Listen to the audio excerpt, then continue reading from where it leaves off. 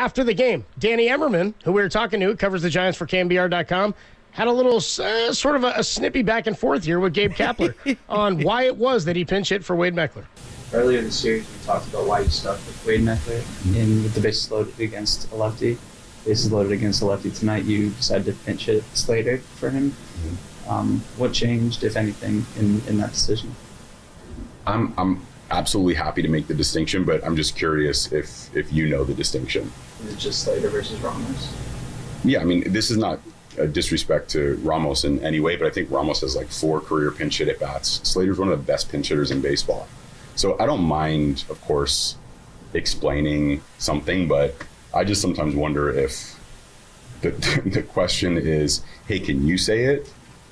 Or if that distinction isn't clear. I'm just curious about that. Slater hasn't been hitting awesome either. He has more of a track record, sure, but... Would you agree that he's one of the 5 best right-handed pinch hitters over the course of the last 3 or 4 years? Yeah.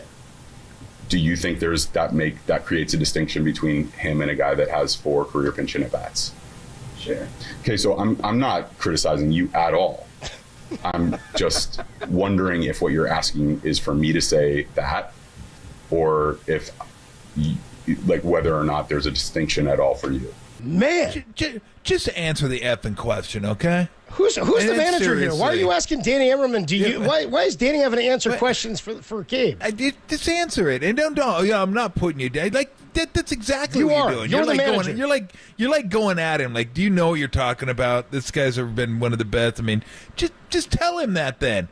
When he asks the question, just say, well, we did it because he's been one of the best pinch hitters against left-handers in baseball over this last period, and we felt good about him being up there. That's the end of it. Not, I just, no disrespect, but I want to ask you. Basically, it's no disrespect, but do you know what the hell you're talking about?